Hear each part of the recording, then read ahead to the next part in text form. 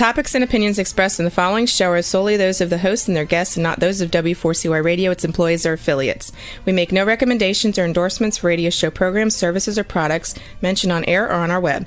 No liability, explicit or implied, shall be extended to W4CY Radio or its employees or affiliates. Any questions or comments should be directed to those show hosts. Thank you for choosing W4CY Radio.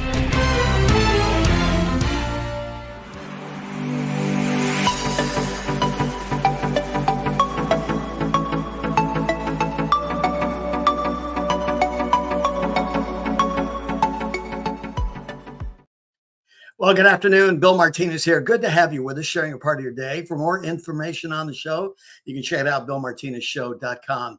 You know, it is amazing. I think back historically on how news seems to travel so slowly. Even in the political process these days, I had a conversation with Peter Schweitzer recently and about some of the, let's say, indignities or the truth and how slowly it moves out in the political process. Here he's reported on things that have happened, 3-4 years ago. And I said, gosh, Peter, why so long? He said, well, it's just the nature of the cycle, and I think back of, the Emancipation Proclamation, how long it took for people, Black slaves even, and the owners of slaves to realize that the president of the United States had freed the slaves. Amazing how even that lingers to this day. It's like they didn't get the memo. And 60 years later, from now, 60 years ago, it was Martin Luther King and I've Got a Dream speech that resonated, not only for Blacks, dare I say, but I think for all Americans, because it really struck a chord with the pursuit of a passion for perfection. Not that we were claiming, our founding fathers were claiming perfection, but that was what we were trying to do in understanding that God had created all men equal. And, we find ourselves in a situation where we're still debating the issue of slavery and what it's all about.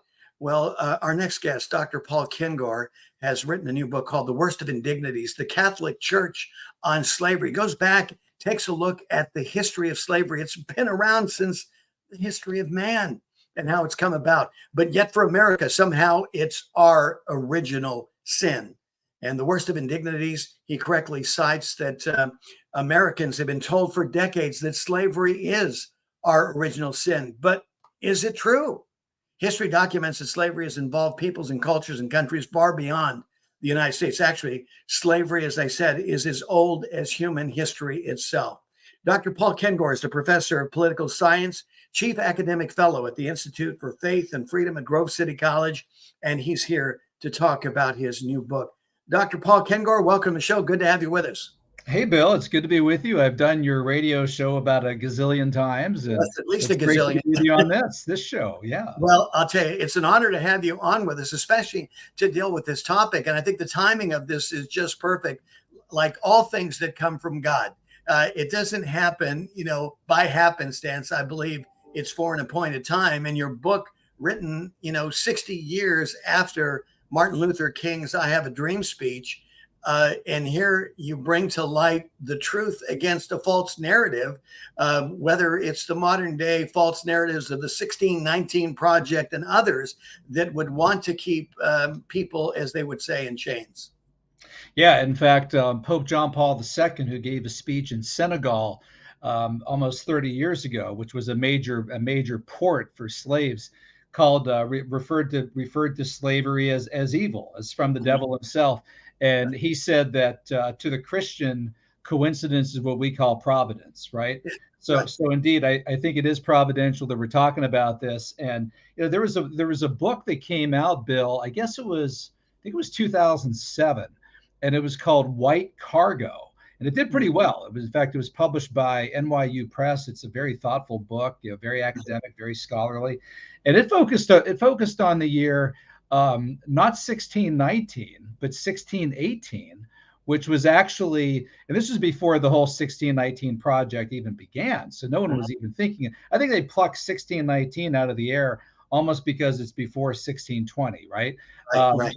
But yeah, I guess I won't question if they believe that's when the first Black slaves came to America in 1619. If that's what they have, okay. But this book, White Cargo, pointed out that the first slaves that came to America were in 1618. They were whites. They were white slaves that came from Britain. They were indentured servants. And people will say, well, that's not the same as black slaves from Africa. No, the black slaves were usually treated worse. But those indentured servants, they were auctioned, they were sold. Some of them were whipped. I mean, they were treated with great cruelty. And like you said in the intro, the fact is slavery goes back to, I mean, scholars estimate 6,000, 8,000 years BC. Open your Bible. I mean, right? It's all through there. Right. Well, it's the nature of man, you conquer you conquer an area, and these people, it's almost that there's a choice. And you read repeatedly in the Old Testament where God either asks or doesn't ask, he commands the children of Israel to fully decimate them, including the animals, or to enslave them. So, slavery.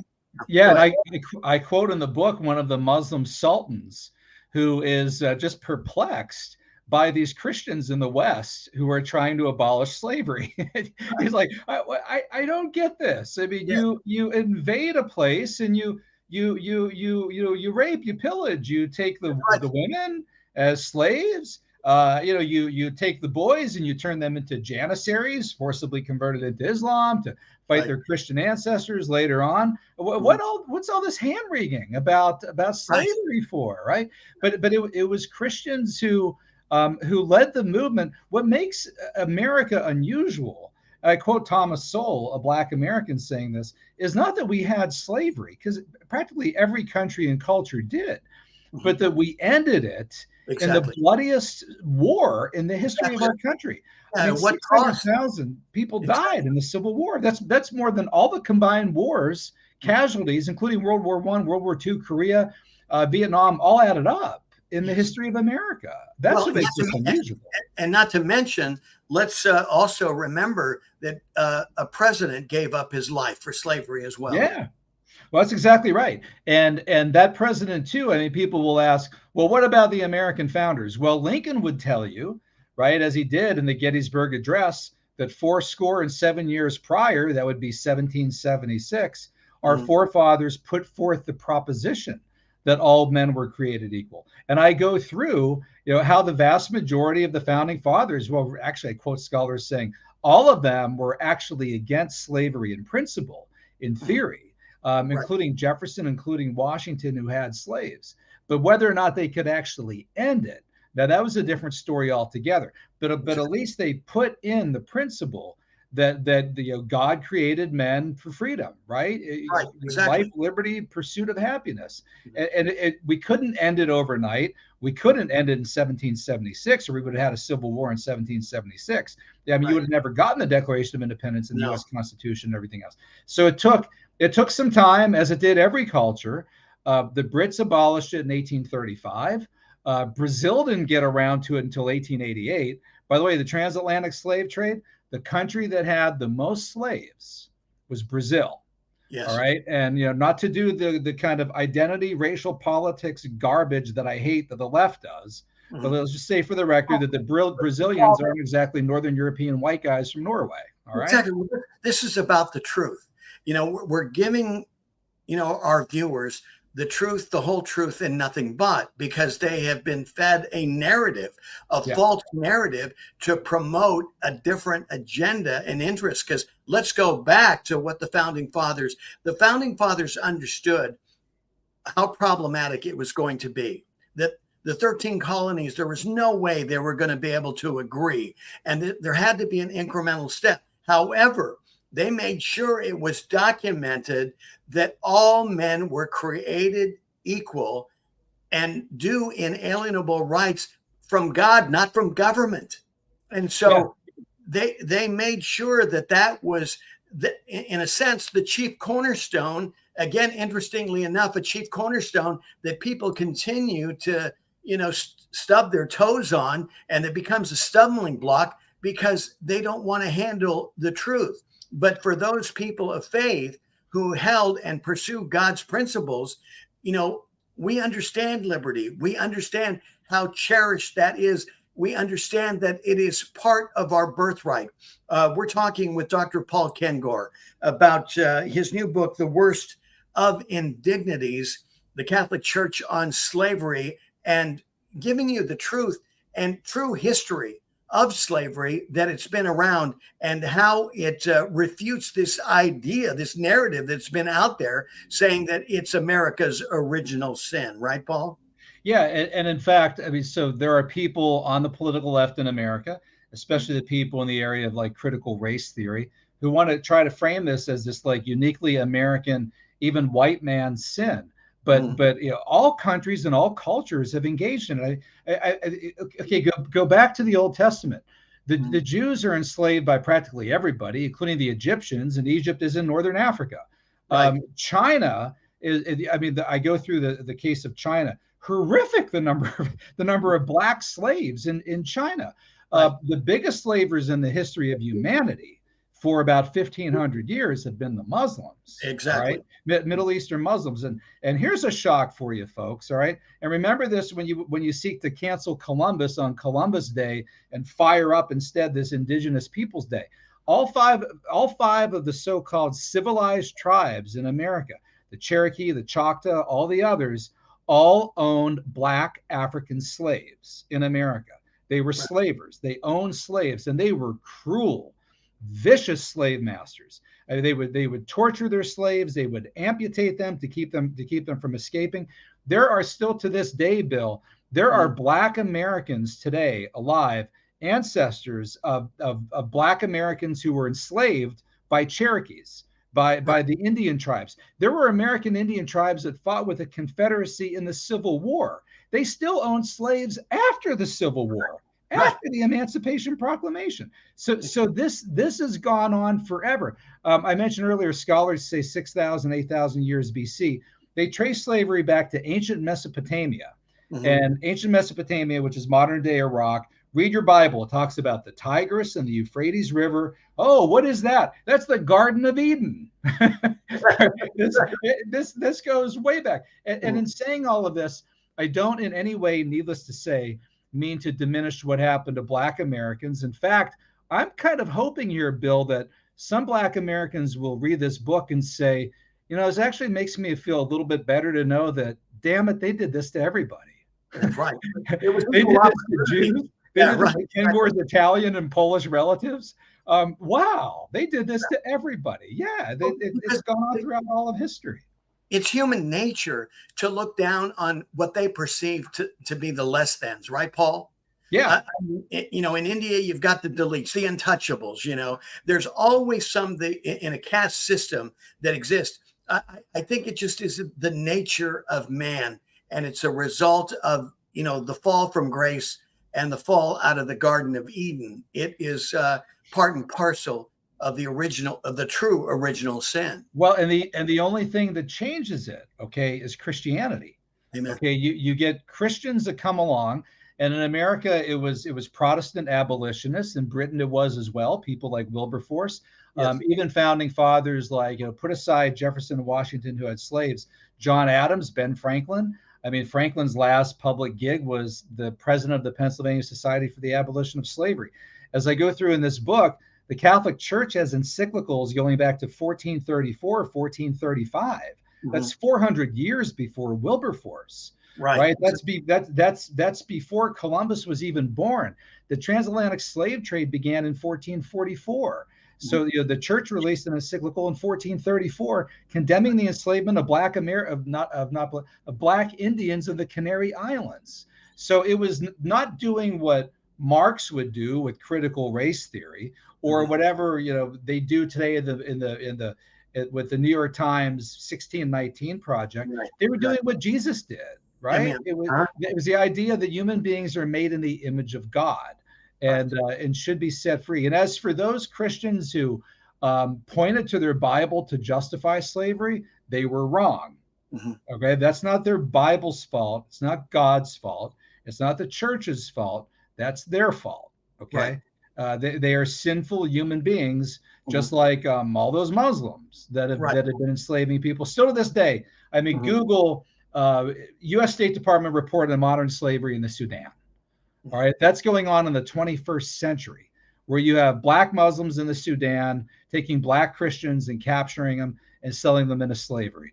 Look at the new Jim Caviezel movie, right? Sex trafficking. I was going to say, look at our southern border. That is the gateway to modern slavery, sex trafficking that's going on. Which amazes me, Paul, because in the first GOP debate, nothing was brought up about sex slavery that's taking place in our country. We're the number one country on the planet when it comes to sex slavery. Yeah, well, an uncontrolled border that's unpoliced. That does, in fact, clearly open the door to precisely that kind of thing. Exactly. You go to certain airports, you go to certain places internationally, and there are signs everywhere about watch your children, right? Watch your young girls. The State Department has reports on this. If you travel abroad, watch out so your children aren't literally captured, right? So this ought to be on the radar at the border. But as we know with Biden, that's just a whole different issue altogether. Yeah, Joe Biden welded the gates open, Paul. Here we have gates that were able to, help with the flow. And Biden decided, he's got a better idea. So he welds the gates open so nobody can close the gates. This is how disgusting this is. We were talking about it in this morning's radio show, Paul, that here it is. You've got doctors, professional licensed medicine officials, doctors who are losing their license for prescribing ivermectin or hydroxychloroquine. But yet our government is allowing the free flow of fentanyl that is killing thousands of people every day to come into our country with impunity. This world that we're in is so upside down. I was going to add to your point. It's one thing to be ignorant, but it's another thing to be willfully ignorant. And I believe we have, because of the ideology and where we are right now in the political environment and all these other narratives that flying around, Paul, we have a disease of willful ignorance, which is dangerous for each individual and for our country at large. Well, yeah, and a lot of it is because of ideology. In fact, that's what's driven a lot of this modern slavery narrative, right? The things that you and I have been talking about, if this is watched by somebody who calls their 16, 17-year-old in, hey, come listen to this. Listen to what these guys are talking about. They'll just give you a blank stare. Like, this can't be true. I'm not learning any of this in my class, right? This is America's original sin. We're the slave country, right? We're the country of the 1619 Project. What did he say? He said American Indians owned slaves? No, these people were living this idyllic, pristine existence before, Columbus and the white man came in and destroyed them. So everything was all kumbaya. It was all peaceful. Everything was in harmony, right, Paul? Yeah, and the truth will set you free. It serves people well to learn the truth about this. Seriously, you might feel a little bit better about your background, who you are, when you see that we're kind of all in this together. This is the devil, right? This is what humanity has gone through all together. But there are people that want to put you in a group and make you a victim group, right? Yeah, you're in the oppressed or the oppressor category. It's like Marx did with the bourgeoisie and the proletariat, right? The new race-based Marxist framework puts you black or white, one of two categories, which is insane because there's about 1,000 different variations of shades of colors, right? It's just absolutely ridiculous. But I think it helps to know that this is not unique to America. This is part of sinful humanity. Exactly, and it is a diabolical agenda that is driving this to keep us divided. This is, like Tocqueville, when he observed what was going on, he was impressed with this unifying concept, unlike that he'd never seen before, and the power, the ingenuity, the creativity, the joy that people had as a result of being able to enjoy this aspect of freedom. But over time, sadly, we bought into narratives that divided us, Paul, and today even more so, We're at each other's throats. This is why, you make a critical point here that's so important. And again, something that we echo on all our shows, and that is you must own your own knowledge. You don't know something just because somebody told you something, not just because, Bill and Paul told you something. Yes, Paul's done some incredible research here, but it's up to you to own your own knowledge. Check it out for yourself. If you think it's unbelievable, challenge it. Ask the critical questions. Discover for yourself so that you know that you know. That's the challenge and the opportunity, because number one, it's going to make you a better individual. It's going to make you a better citizen, make you a better parent, and a better participant in your local community and your government. Well, that's right. And in fact, here's another fact that people ought to know in America.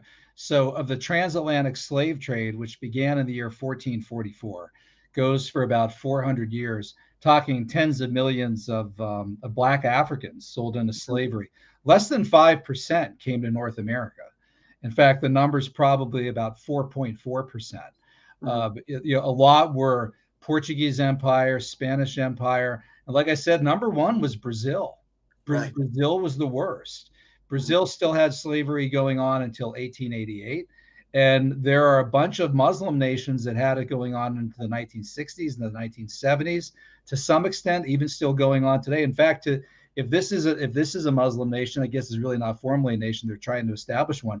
But IS, the Islamic State, the Islamic Caliphate that ISIS has tried to establish, ISIS has slaves. ISIS has sex slaves.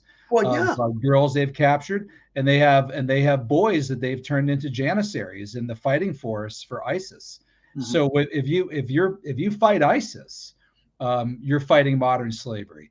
If you're fighting the Taliban, you're fighting modern slavery. So and there are, I quote in the book, Black Americans who, when they came to the realization in the 1990s that there was still Black slavery going on in Africa, they were furious. Oh yeah. And they thought, where's the Congressional Black Caucus on this? Why are you guys complaining about what happened in America 200 years ago?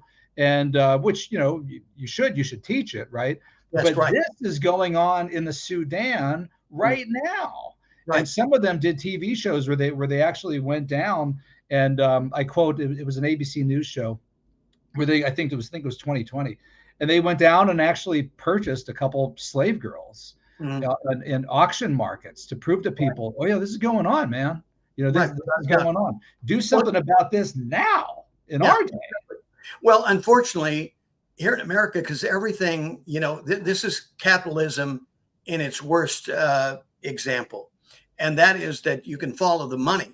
If Jesse Jackson and Al Sharpton could be making some money outside of the country, they would be there. Well, and that was the problem. In fact, a lot of these Black Americans who were really angry, but one was from the Baltimore newspaper, the African American newspaper in Baltimore, and they realized what was going on was a lot of the leftist Black ideologues, right, at the time, maybe a Jesse Jackson, maybe an Al Sharpton, Louis Farrakhan was another. They are served by this narrative of trying to construct slavery as this uniquely American thing. All right. Yes. So to know that it's going on in Black African countries now in the 1990s or in the 2020s hurts that narrative, undermines that narrative. But these other Black Americans were saying, it's okay, man. We could teach both.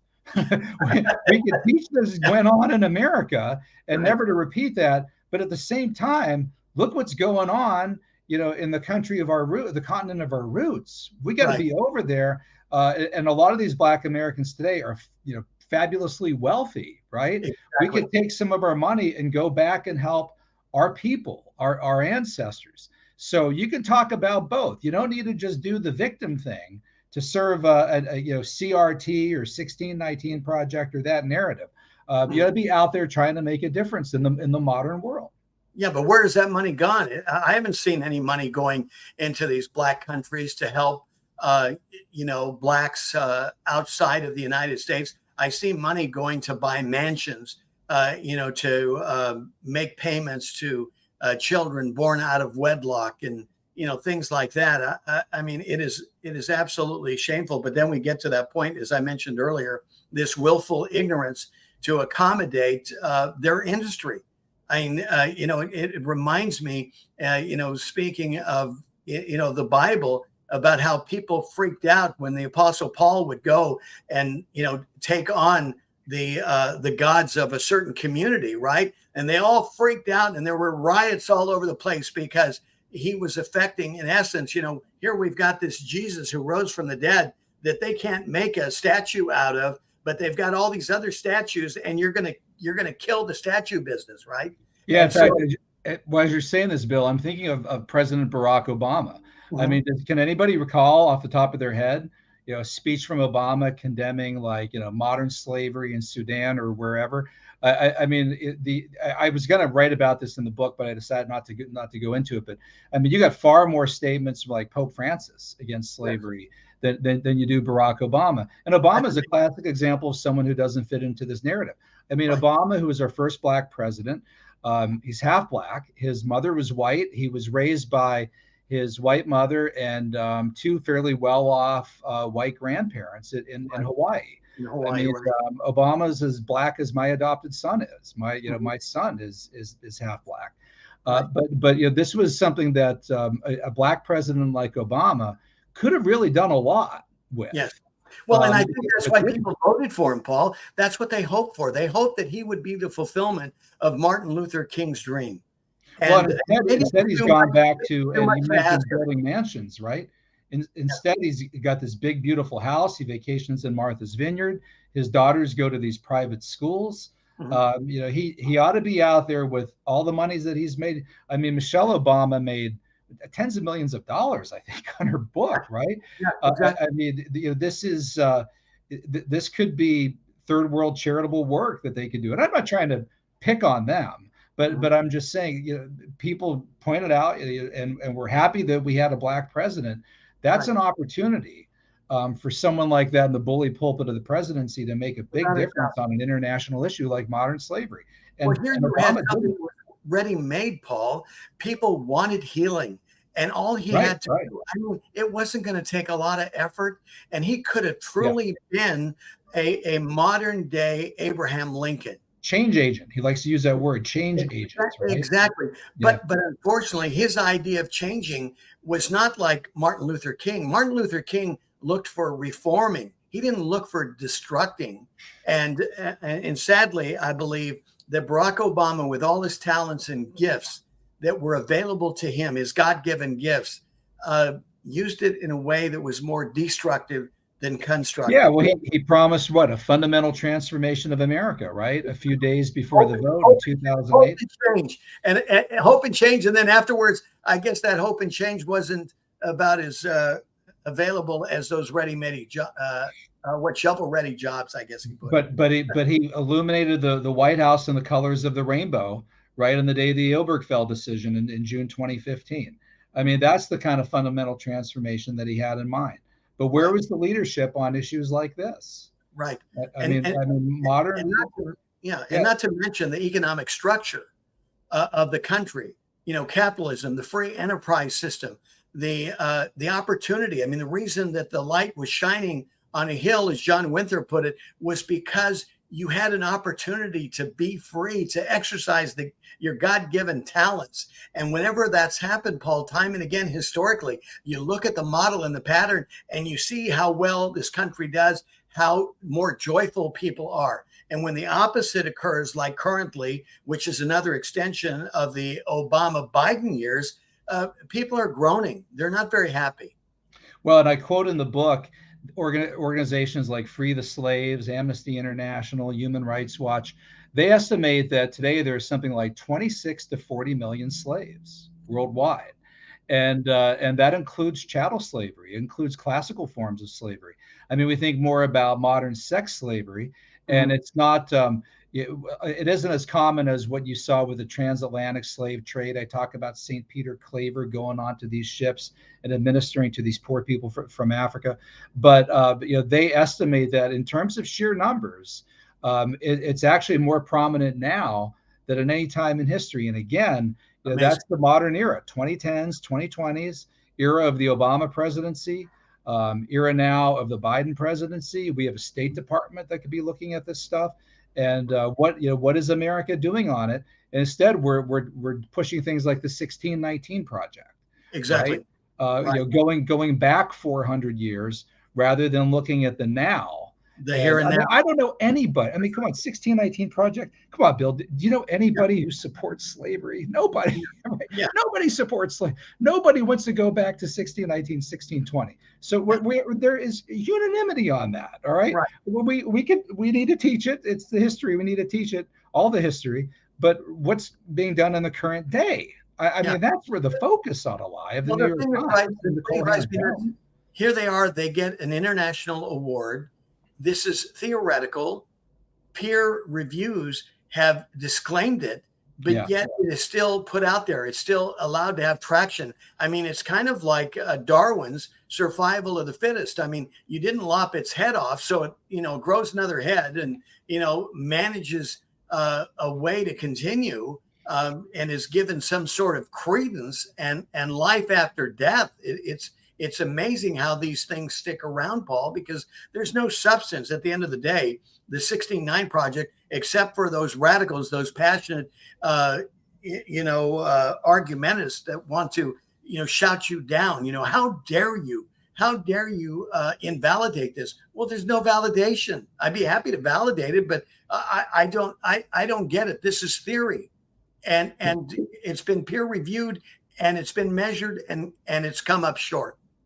Yeah, and this is a problem of following ideology rather than following faith, and I'd say the Christian faith. And as Martin Luther King Jr. understood, the only category that ought to matter is that we're all made in the imago Dei, in the image of God, exactly, and that we are all children under God, and that means that also that we've all had ancestors who've been victims of slavery. I mean, I think often about.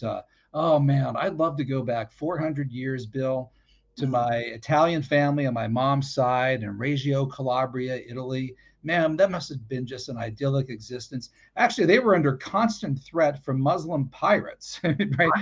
The siege of Malta, the Battle of Lepanto. They were in fear all the time of their lovely daughters being captured and taken on boats and taken away as slaves. Exactly. Right. And the boys being put into ships and rowing in ships, all the galleys. Right. Yeah.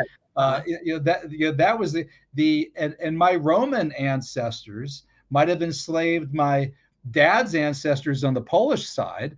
And in fact, the word slave comes from Slavus, which is for slaves. I mean, the Slavs were the first slaves, right? I mean, it goes on. In my family, the only people in my family that had any relation to slavery in the Civil War was my dad's mother. They were the Flynns out of West Virginia, and they fought for the Union.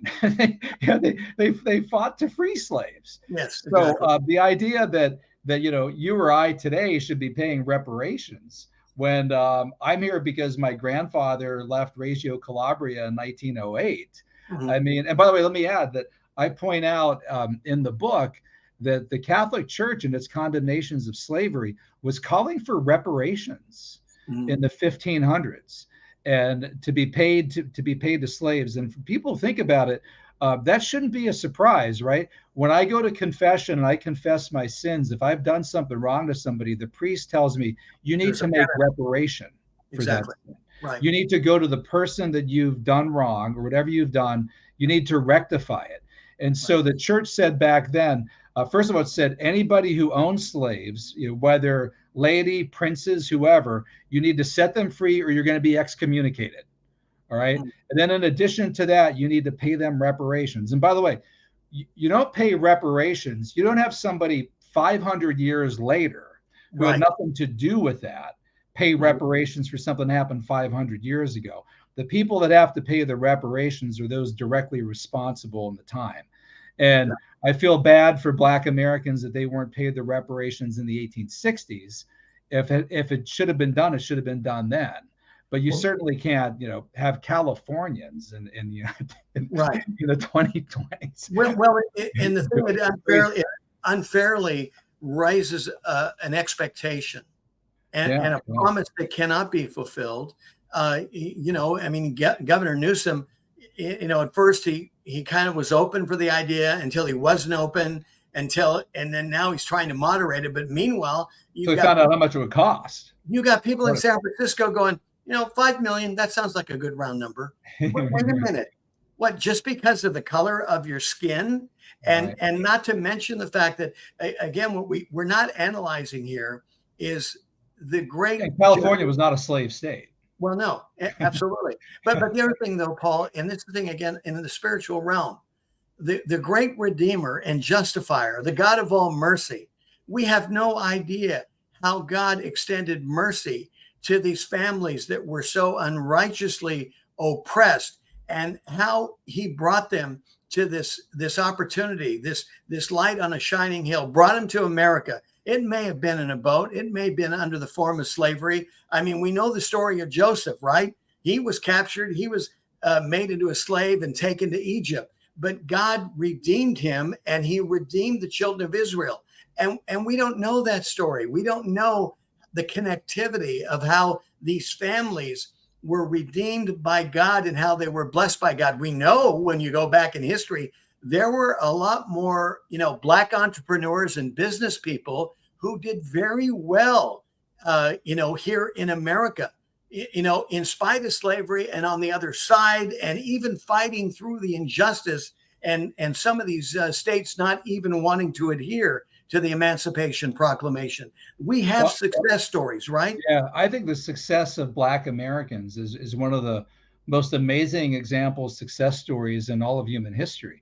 I mean, for people who came to the United States as slaves, and you look now at, the number of Black millionaires, it's astonishing. Oh, it's really an amazing example of perseverance, and I think that's a narrative that ought to be taught to young Black kids to inspire them, right? Rather than the 1619 narrative to make them feel like victims, right? Because the achievement of Black Americans is just phenomenal. And they're only like 11 or 12% of the population, but you never know it from watching television and entertainment and everything else.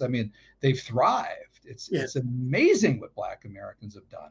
And so that's something worthy of celebrating, and that's something we ought to be knowing and teaching our kids, especially young Black kids. This is America. This is what makes us exceptional and great. This is the land of opportunity, but yet we have these prevailing forces. And you wrote about it in your book about Marx, that you've got this pandemic that has come upon this country that's affecting our perspective and how things should be governed. And, Marxism has been proven time and again to be a failure. It kills people. It destroys. And here, we've got these young kids, Paul, that have been convinced in the halls of academia that, that this is a positive alternative. Right. Yep. Yeah. No question about it. And the solution to this is, 3 words: education, education, education, because that's where it all went wrong. What they've been learning in schools, what they've learned in our lousy universities, which are frankly left-wing indoctrination centers. And I think the only way that you could start to try to provide a corrective is by shows like this, right? Your radio show, getting people to read books like this. And unfortunately, you have to self-educate. Yes. And a lot of parents and grandparents have to take the initiative of providing the corrective, and forwarding information like this to young people to teach them what they haven't learned in our schools. Well, this country was really, the base of this country was self-responsibility. We took the principles, Judeo-Christian principles that command self-responsibility. You can't go and say, oh, it was that woman that you gave me, right? Right. That excuse fell on the ground really quick, even back in the Garden of Eden. And so you can't really, stupid excuse, right? Right. Or at least you shouldn't. Yeah. Yep. And truly that's where it all began. This is about sin and evil in the world. And it was Pope Pius X that gave the title to this book, right, called Slavery, the Worst of Indignities. And he said then around 1910, the same thing that Pope Paul III said in the 1500s. He said, where does slavery come from? Well, it doesn't come from this group or that group. It comes from the father of lies. It comes from Satan. It's an instrument of Satan. So this isn't something people say, well, it's in the Bible. Well, it's in the Bible because it existed. Exactly. I mean, that's why it's there. It's not like God is saying this is how it should be. As the Bible doesn't urge that people have slaves, but it deals with the existence of it. Right. So it's a product of evil. It's a product of the father of lies. And what we need to do is remember again that we're all made in the image of God. Amen. And try to work to change it for the better. Well, when we insist on seeing things according to our own eyes, we're back to the book of Judges. And as you said, Paul, we have a choice. We're always at that crossroads. You can choose life, you can choose death. You can choose God, you can choose Satan. There's clear evidence which each of those choices deliver. But again, this is, willful ignorance. You can call it stupidity, call it what you want. But here we are in this modern era today, this very moment. And this could very well be your appointed time that God has given you, to where you pursue the truth, no matter where it leads, and you make that commitment and you affirm to live a life of life and truth, and abandon these things that seem so convenient, brought to you by this culture and by this world that is destroying right before your very eyes. I find it quite interesting to see us to be at this critical nexus that we're in right now as a culture, politically, spiritually, not only here in America, but around the world, Paul. And your book, again, it goes a long way in helping us to kind of recenter ourselves. This is something, and you've been on my radio show before, and you've heard me say this, is that we have to return to first principles. We've got to come back to those anchoring, truthful points of reality, so that we can truly be set free and live a life of freedom that God intended for us as much as possible this side of heaven. Yeah, I can't top that. I think I'll end on that, and I think to follow up on what you said, choose life, choose truth, and amen. I can't put it any better than what you just said. Well, Paul, the Worst of Indignities, the Catholic Church on slavery, you felt this was a book that you had to write. Yeah, indeed. And in fact, so I got the idea for it in the summer of 2020. And at that time, that's when everything was erupting with BLM and everything else that was going on.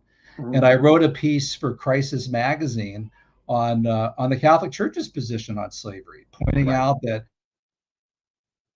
their encyclical back 500, 600 years condemning slavery.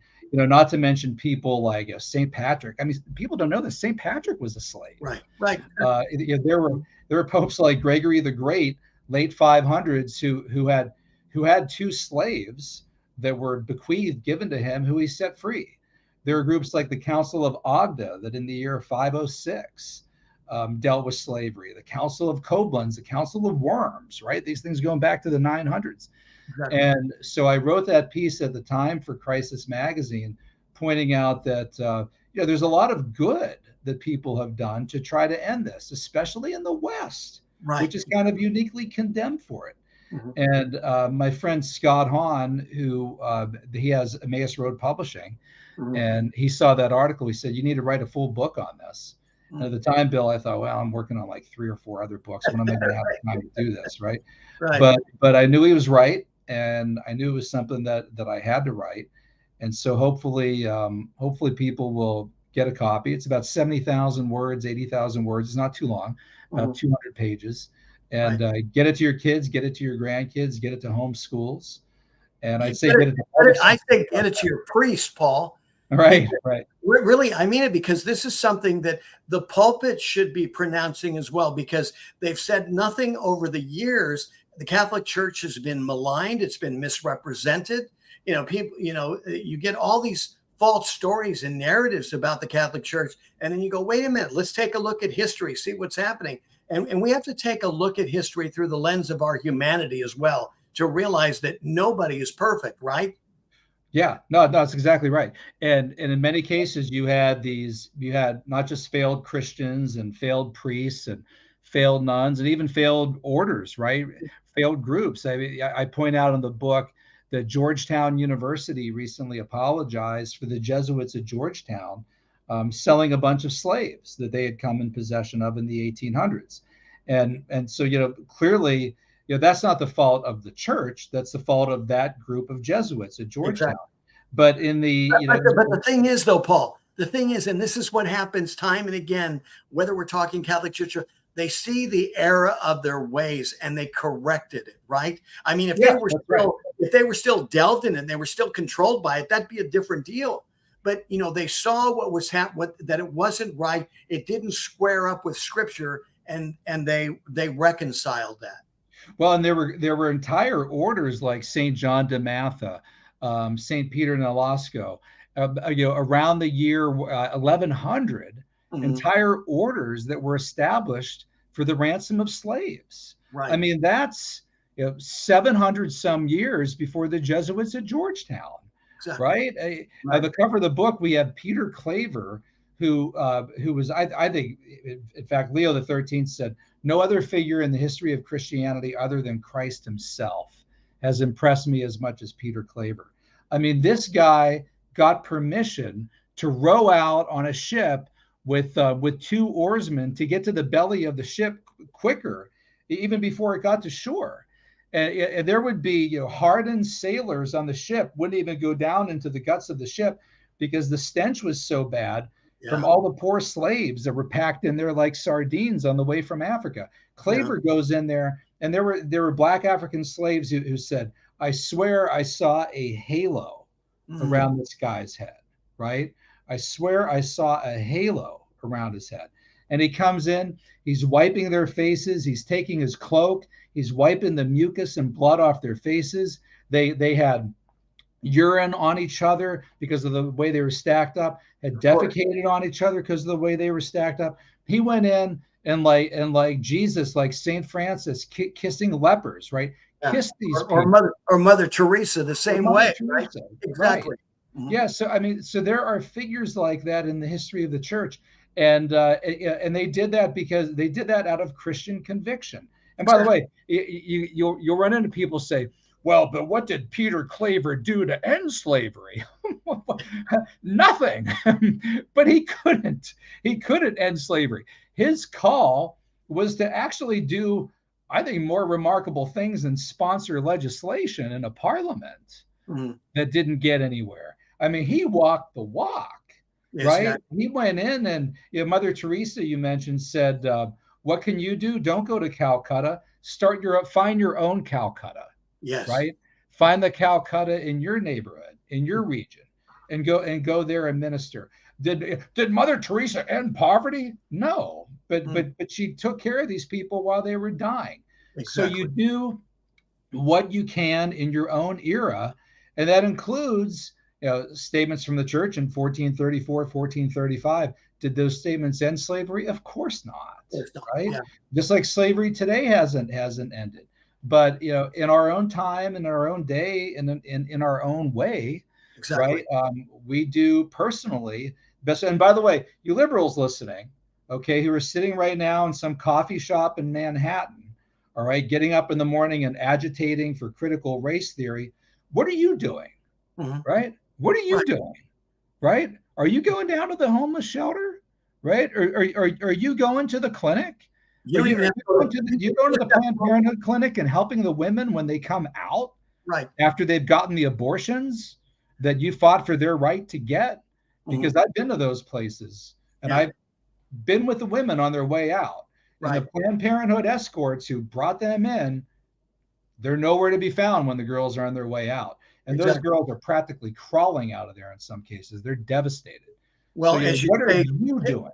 Yeah. Case in point is you don't even have to go to a homeless shelter. All you got to do is step outside of a Starbucks and they're right there in the street. Yeah, they are. That's right. Right? I mean, so Yeah. why has God in the United States of America brought the homeless and the less thans out in the streets for everybody not to deny, Paul? Well, the Starbucks that I walked by twice last week in Washington, D.C., there were Planned Parenthood volunteers out Mm, there getting yeah, people to sign petitions. In fact, I yeah, won't say where it is, but they're often there. yeah, And when I politely say to them, no thanks, I've had last two occasions, they were very confrontational. They were yeah. very confrontational. And in one case, the guy was yelling at me. I don't know why he was yelling at me. I had a black T-shirt with Jesus and the crucifix on the back. I don't know Right. if that made me a target. Maybe it But, triggered. I didn't Maybe it say triggered him. hi to Yeah, him. I just said no thanks. I didn't right. say get out of here. You suck. I'm pro-life. Leave me alone. But Exactly. I thought and when I'm on my way back, I went way around the block because I thought it seems like these guys are after me. Well, you avoid the bullet. They were very Yeah, confrontational. exactly. Well, we got to leave it there, Paul Kengor. His new book, The Worst of Indignities, The Catholic Church on Slavery. Again, as Paul admonished us all, I mean, it's a good book to read. This will help you. I'd even say put it in the hand, for your Catholics, put it in the hand of priests, put it in the hand of any of the faithful to help them understand, whether we're talking the Catholic Church, people of faith, and what they did, the real truth about slavery, not only here in America, but around the world. Paul, how can people be in touch with you? Yeah. Hey, thanks, Bill. So, among other things, I'm the editor of the American Spectator. Mhm. So, go to spectator.org and you can read my articles there. I also write for Crisis Magazine, National Catholic Register, and I'm with the Institute for Faith and Freedom at Grove City College, which is faithandfreedom.com. Great. Dr. Paul Kengor, thank you so much for being with us. You're awesome, pal. Appreciate you. God Thanks bless. so much, Bill. Appreciate you as well. You got it. For more information to be a part of this mighty Martinez movement to return to God and to save our country, go to BillMartinezShow.com. May God bless you and keep you. Make his face shine upon you. May he be gracious unto you and give you peace. Go and be blessed to be a blessing. Thank you. We'll see you later. Take care. God bless.